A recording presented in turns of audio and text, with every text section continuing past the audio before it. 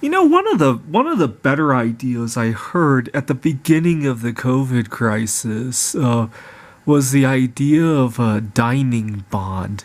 This is the idea that because restaurants obviously are hurting right now, what they could use is some credit in the form of a bond that a diner might buy now and then redeem later after the COVID crisis has subsided.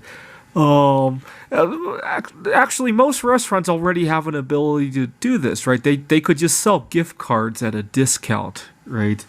That would be the equivalent of a dining bond. Let me see what this is. But unfortunately, this website that I looked at 3 months ago, it has languished here without any uh, progress to it. I think one of the big problems with dining bonds is that nobody knows which small restaurant is going to be open 3 months from now, right? A lot of them are probably going to close their doors for good. What would be really nice is if you could buy a dining bond that could be redeemable at a number of different restaurants, right? Not just one, right? The other thing an average consumer could do is to buy lots of dining bonds from lots and lots of different restaurants, right? And almost have like a portfolio of dining bonds, right? Unfortunately, that doesn't seem as popular an idea as one thing I've been doing, and this is something I've been doing long before COVID, is obviously I have dietary restrictions, right? I suffered from high functioning autism, which I've more or less corrected through diet. I also have skin problems, eczema, which is also in more or less permanent remission because I've been controlling it with diet. And when I go to a restaurant and I get very good information about the ingredients, I always make sure to give a big tip. I've been known to tip 50 to 100% when the restaurants go above and beyond in giving. So one time I was at a restaurant in this was in Mountain View, actually. I went to visit a friend, and the waitress not only told me the ingredients, but she also took a picture of the cooking area and asked me if that would be a problem in terms of cross contamination. And so out of I think it was a $13 meal or something, I gave her $40 and told her to keep the change because it's very hard to find restaurants that will help you with ingredients like that, right? Um, Another time I had gone to see when I travel to a foreign country or even just a small town here in the United States, right? Um, it's rough to ask about ingredients. I hate doing it. It's a huge turn off a lot of times. So if I can find one restaurant that will cook something in a way that's suitable for me, and I just if I'm on a vacation and I'm spending a week in that city, I'll usually just go to that same restaurant like for like twice a day for like the week. Oh, because then I won't have to repeat myself, and plus it's a good way to connect with some of the locals there.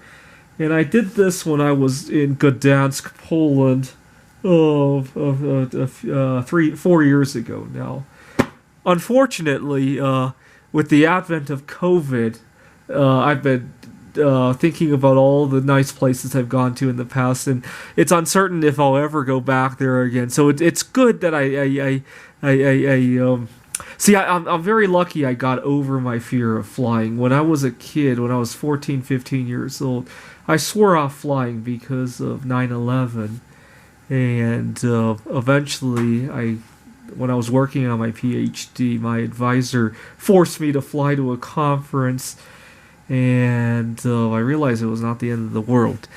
So, anyways, I was in Gdansk, and I went to the same steakhouse every day. One thing I like about eating steak in a lot of other places around the world is that by default they don't load the steak with lots of seasonings and lots of stuff like that, and so I ended up going there every day in Gdansk. And a lot of people would think it's boring to eat at the same restaurant day in and day out for a week. I actually think the reverse of that.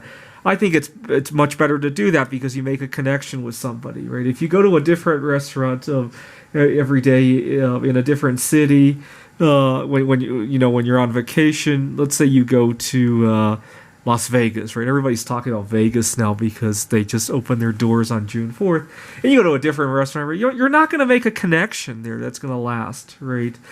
To give you an idea, I went to Gdansk twice, right? Once in 2016, I went back in 2017. I had a conference that was held in Amsterdam both years, and the waitress there remembered me from one year to the next, and she encouraged me to try other things in the menu, and she didn't speak very good English, but still she tried to communicate with me the ingredients and all that, and so I ended up giving her a very big tip on my last day in Gdansk.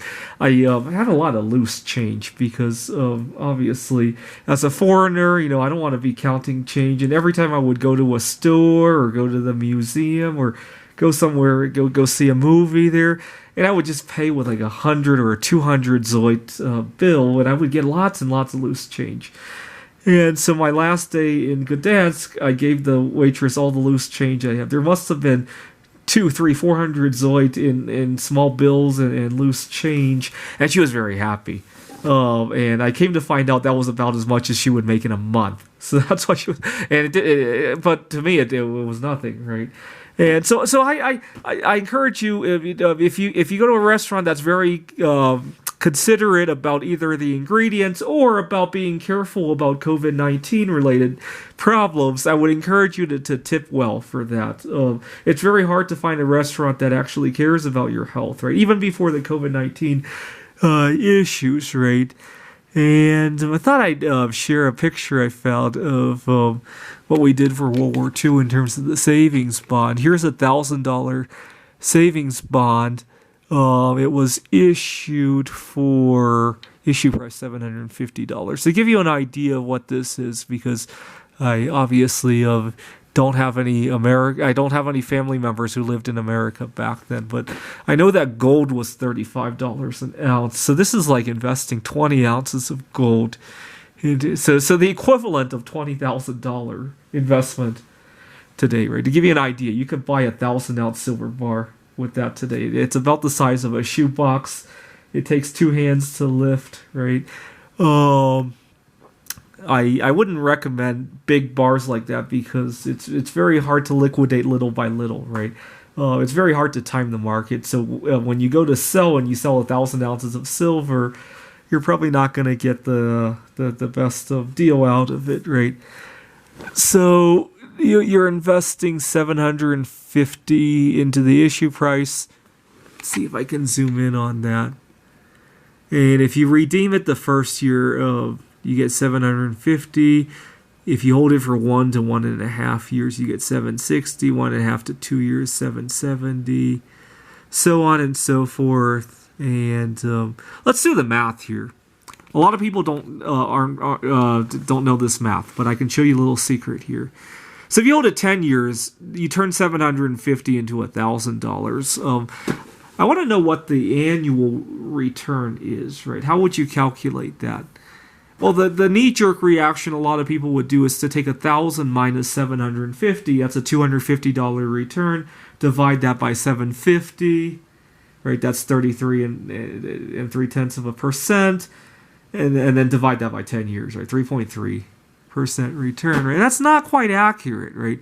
Because if you were actually earning a 3.3% return, you would compound that, right? You wouldn't just multiply 3.3 by 10, right? So let me show you the correct way of doing that.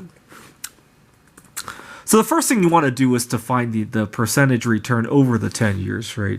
Well, that's easy. You take 1,000 and you divide by 750, and that's the amount that your money is being multiplied by over the course of 10 years, right? Well, you want how much over the course of 1 year, right? So basically, you're trying to find x such that x to the 10th power, right? Because that's what compounding does, equals that, right? Well, how do we do that? Well, we take this to the power of 1 over 10, right? So we take that 1.33333 to the power of 1 over 10.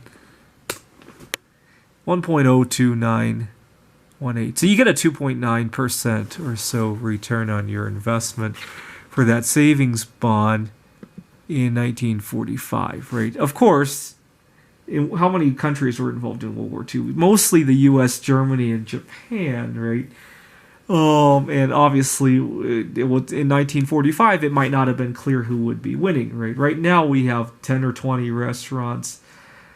When I think back at all the restaurants I've ever eaten in, and I think about how well they catered to people with dietary problems, I think the ones that catered well are going to win because they're going to be much more conscious about COVID-19. If you care about your customers' health, you're probably going to be winning, right?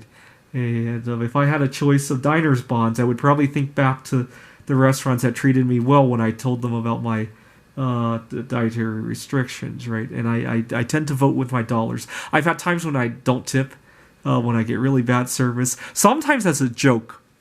When I get waiters who laugh at me over dietary restrictions, they're saying it's all in your head, and they vent all their other problems at me. And usually when I go out to eat, I pay with a credit card, right? And I write the tip amount. Sometimes as a joke, I write a negative number as the tip. Usually they just put in a 0 if you do that. One time I actually did leave a negative tip. He deducted it. He must have really felt sorry or something like that. It was really funny to see. I wish I had taken a picture of the receipt and then taken a picture of my credit card statement to show you guys. But one time I actually did get away with leaving a negative tip. I don't know if it was accidentally entered or maybe the waiter felt bad. Usually when I write a negative number, they just don't tip themselves. But that time I actually got taken off of my bill. Anyways, the crux of the message I'm trying to deliver is vote with your dollars in terms of how well they cater to your health needs, right? People who are nice, but as soon as you mention health, they laugh at you. I'm not going to tip them. They can be nice about everything else, and I'm just not going to vote with my dollars in that regard. Thanks for watching.